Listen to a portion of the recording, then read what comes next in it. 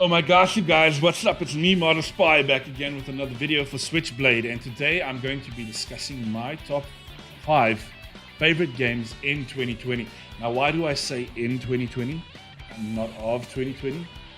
It's just that I haven't bought that many games in this year then, and I feel like there aren't actually those many games on the Switch that deserve a position on a top 5 list this year.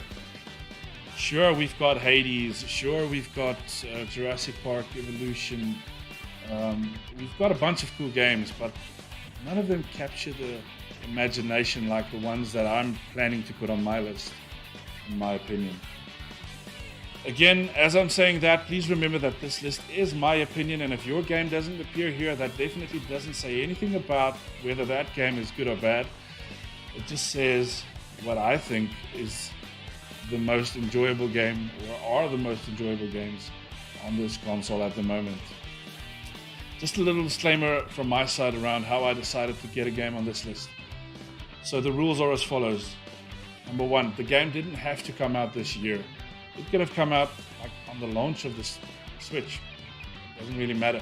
As long as I played it during this year, and as long as I played it for a substantial amount of time and had fun. So yeah, without further ado, let's dive in and see what I chose. At number 5 on my list of my favorite games in 2020, we have The Witcher 3. Now, I got this game on the Xbox One when it launched, but for some reason I never completed it. When it came out on the Switch, I decided that I had to get it as it seemed like a technically impossible feat. There had to be some compromises made, am I right? Of course I was right, but the compromises made were all in the right departments, and this is one of the best ports of one of the best games of the previous generation to one of the most underpowered consoles of that generation. Having this game on the Switch gave me the ability to actually dive in and just have fun with it whenever I could. No longer was I constrained by having to sit in front of a television set. I could take this amazingly technical game with me anywhere and play it when I had time. I still haven't finished it, but I plan on getting back into it. That just speaks to the size of this game, because I think I've sunk about 100 hours into it and I'm still having fun. The Switch port also includes all the DLC, which was released for this game, and I've played this game without realizing that I hit the DLC expansion. It just felt like a part of the game, seamless like that. Geralt is an interesting character. His dwarf buddy is an excellent NPC. The quests are interesting, the monsters are amazing, and sometimes challenging, but never to a degree that you cannot overcome them, and everywhere you go in the world there is just something to do, or someone to find, or someone to help out for the right amount of coin, of course. I found the weapons and armor upgrade system to be very enjoyable, and continuously searched for new gear to upgrade Geralt's attack and stats. The crafting system can be a little heavy at the beginning, but once you understand what you are doing, it unlocks a vast amount of strategic options that you can apply when hunting monsters. Graphically, this game is amazing, considering it was made to run on hardware with way more power than the Switch. Not a lot of compromises were made. It does look a little muddy here and there, but then again, this is running on a tablet, guys. The action doesn't seize up. I've never seen any frame rate dips, and I've just had fun with this game. The sound design is amazing. I don't know when I'm going to finish this gem, but I'm definitely going to dive in and finish it at some point, as I've been slowly dipping my toes back into the waters with the drowns.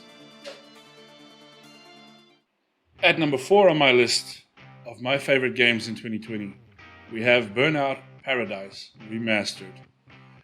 Now, this remaster came to the Switch in the middle of the year, and I picked it up without expecting too much.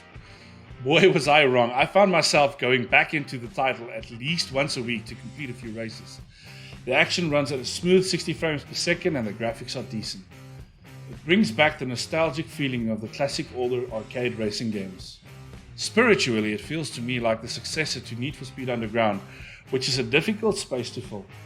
The action can get a little too much every now and then, and it does get frustrating when you want to complete a race, but the screen is just a little too small and the action just too fast, and you end up crashing into walls.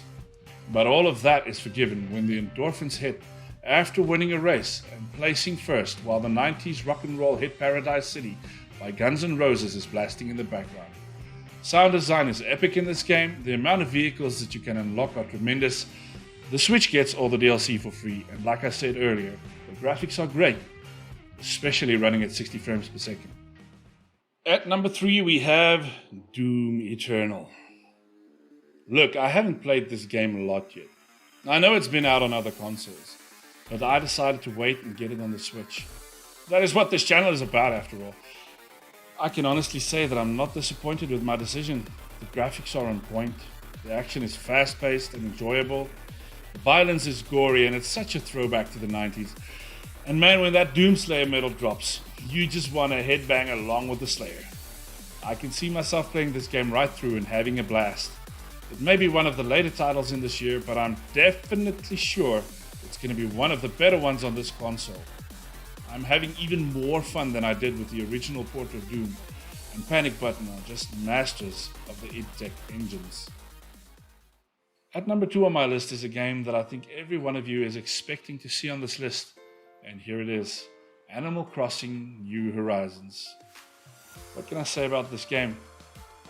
Well, this game came out at the perfect time during this year when everybody was panicking about the current global situation, and it calmed a lot of us down with its charming gameplay and relaxed atmosphere, while offering a lot of things to do with cute characters and a lot of collectibles.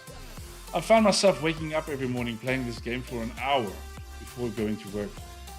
I just had to get through the daily grind of finding my 5 fossils, chopping wood, finding my money tree, moving it, picking my fruits and selling it to the Nook brothers. All this so that I could finish paying the loan on my home's expansions. Me and my wife would play together every day, and we would visit each other's islands and deliver presents to each other and just hang out together. I even built us a little love nook where we could sit together in-game and look at the stars. It was also probably the game that I tweeted the most about in this year. This game brought a lot of us together in a time when we were supposed to be separated physically. It will always have a special place in my heart as one of my favorite games in 2020. And here we are at number 1 on my list of my favorite Switch games in 2020. I guess you guys know what's coming. I guess you guys can expect this. And yes, it is indeed The Legend of Zelda Breath of the Wild.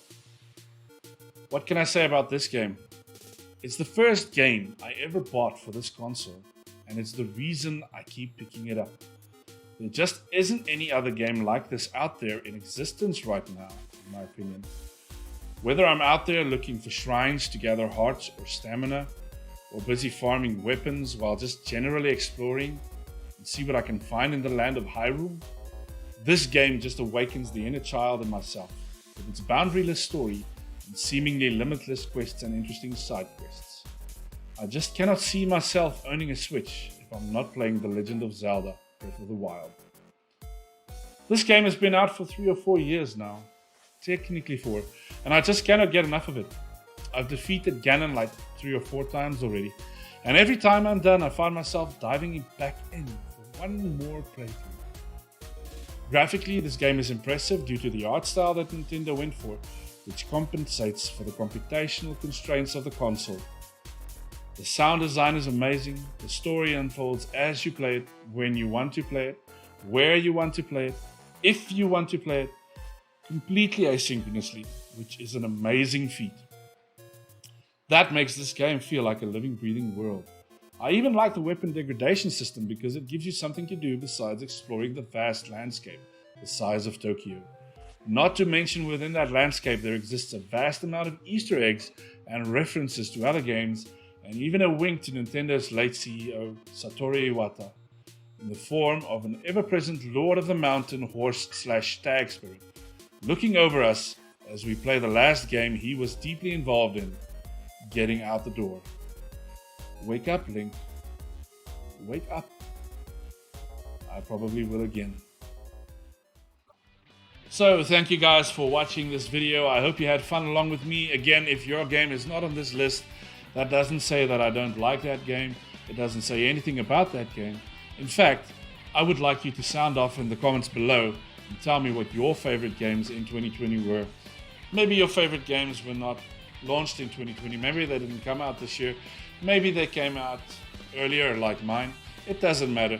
Just let me know what your favorite games are in the comments below. And yeah, if you like this video and you've watched this far, please remember to hit that like button.